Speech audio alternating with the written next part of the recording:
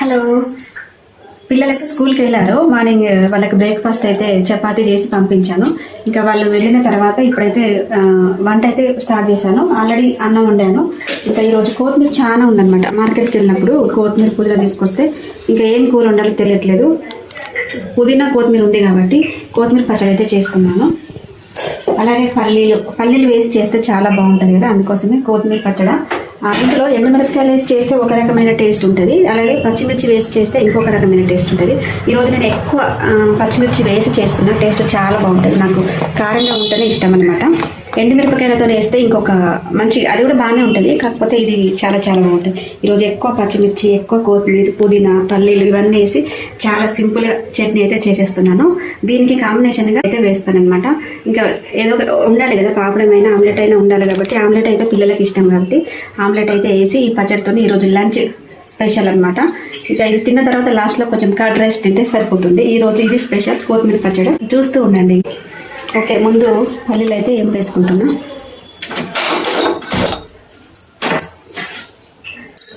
ఒక బౌల్ నిండా పల్లీలు తీసుకున్నా.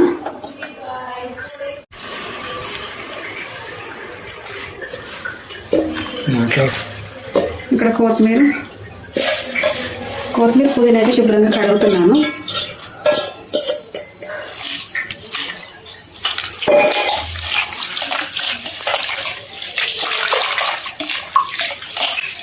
దోశలోకైనా ఇడ్లీలోకైనా ఈ చట్నీ చాలా బాగుంటుంది. కాకపోతే ఇంకా వేడి అన్నంలో అయితే ఇంకా చాలా చాలా టేస్టీగా ఉంటుంది.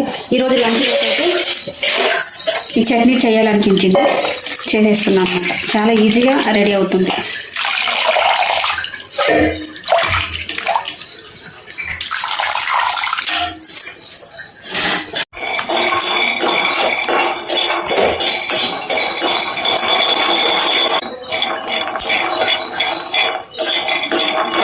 పల్లీలు అయితే వేగిపోయినాయి. ఇంకా ఇవైతే మిక్సీ జార్లోకి తీసుకుంటున్నాం. ఇప్పుడు ఒక స్పూన్ నూనె అయితే వేస్తున్నా. పచ్చిమిరపకాయలు వేపుతున్నా.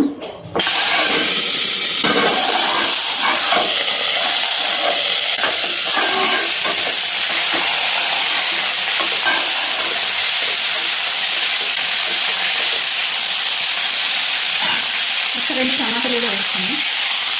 3 టమాటాలు వేస్తాను. 3 టమాటాలు వేసిన, అలాగే ఒక పెద్ద ఆనియన్ కూడా వేస్తాను.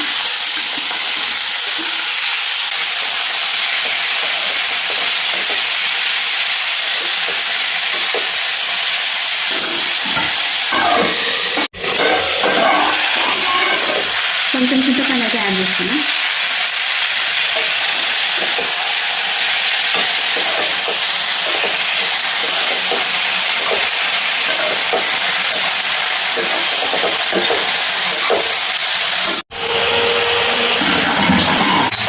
టమాటా, పచ్చిమిర్చి, ఆనియన్ కూడా మంచిగా ఆయిల్లో ఫ్రై అయినాయి.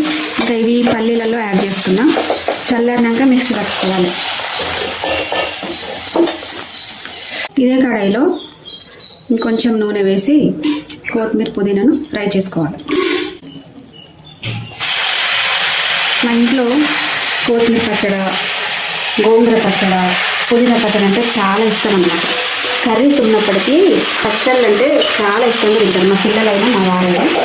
ఇంకా ముఖ్యంగా పుదీనా చట్నీ స్పెషల్గా, అంటే ఓన్లీ పుదీనా చట్నీ చేస్తారు కదా, అది కూడా బాగా ఇష్టంగా తింటారు. ఈరోజు కొత్తిమీర పుదీనా మిక్స్ చేస్తున్నాను. గోంగూర చట్నీ ఇలా చాలా ఇష్టపడతాను.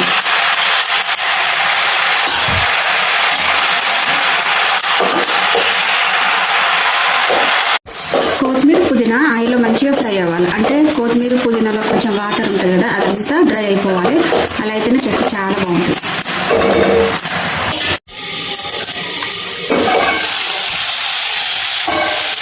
ఇక్కడ కొత్తిమీర పుదీనా మంచి ఆయిల్లో ఫ్రై అయింది.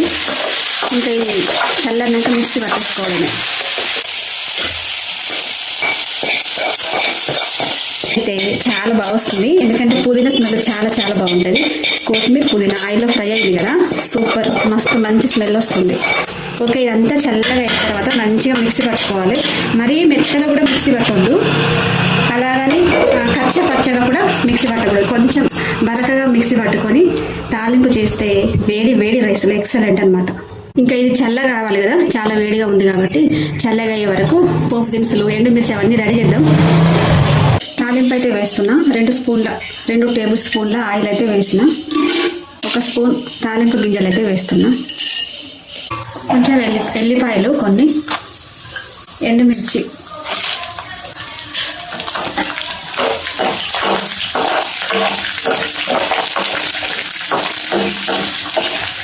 కొంచెం పసుపు అయితే యాడ్ చేస్తున్నా.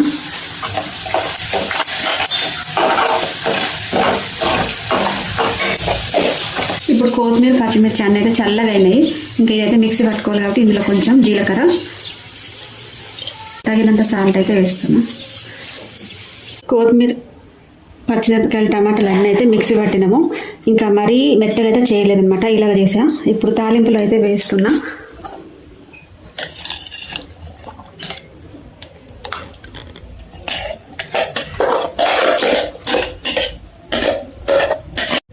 ఇంకా ఈ తాలింపు అంతా ఈ పచ్చడికి కలిసేటట్టు అయితే కలుపుతున్నా.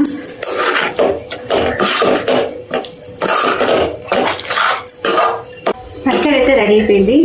చాలా చాలా మంచి టేస్ట్ వచ్చింది.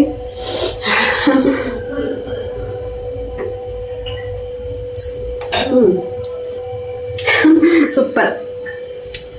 కొంచెం అయితే సాల్ట్ తక్కువ ఉన్నది, కొంచెం సాల్ట్ యాడ్ చేసి, ఒకవేళ మనకు ఆయిల్ తక్కువ అనుకుంటే కూడా ఆయిల్ మళ్ళీ అందులో కలుపుకోవచ్చు. ఆయిల్ సరిపోయింది కానీ సాల్ట్ అయితే తక్కువ ఉంది, కొంచెం సాల్ట్ అయితే వేస్తాను అనమాట. వేడి అన్నంలో కొద్దిగా నెయ్యి కూడా వేసి పిల్లలకు పెడితే చాలా టేస్టీగా ఉంటుంది. మిరపకాయల కారం ఎక్కువ ఉన్నది కాబట్టి ఇంకా కొంచెం ఆయిల్ వేసిన, సాల్ట్ తక్కువగా ఉంది.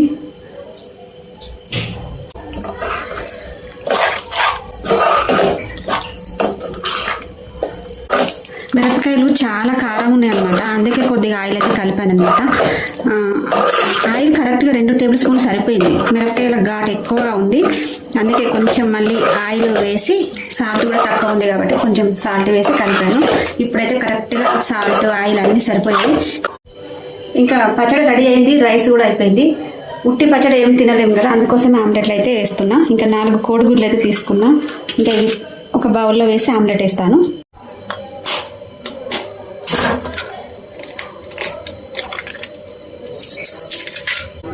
కొంచెం సాల్ట్, కొంచెం ధనియా పౌడర్, కొంచెం మసాలా, 1 స్పూన్ కారం. ఇప్పుడు చాలాసేపు వరకు ఇలా కలుపుకోవాలి. చాలాసేపు బీట్ చేయడం వల్ల ఆమ్లెట్ అనేది మంచిగా ఫ్లఫీగా వస్తుంది కదా, అందుకే నేను ఎప్పుడు ఆమ్లెట్ వేసినా చాలాసేపు బీట్ చేస్తే. ఎప్పుడన్నా టైం లేనప్పుడు మాత్రం అలా ఎగ్స్ కొట్టేసి అలా ఆయిల్లో వేసేస్తా, కానీ మంచిగా నిదానంగా వేస్తే ఫ్లఫీ ఆమ్లెట్ వేసుకోవచ్చు అనమాట. చాలాసేపు గిలగొట్టి కొద్దిగా ఆయిల్ ఎక్కువ వేస్తే మంచి ఫ్లఫీ ఆమ్లెట్ అయితే రెడీ అయిపోతుంది.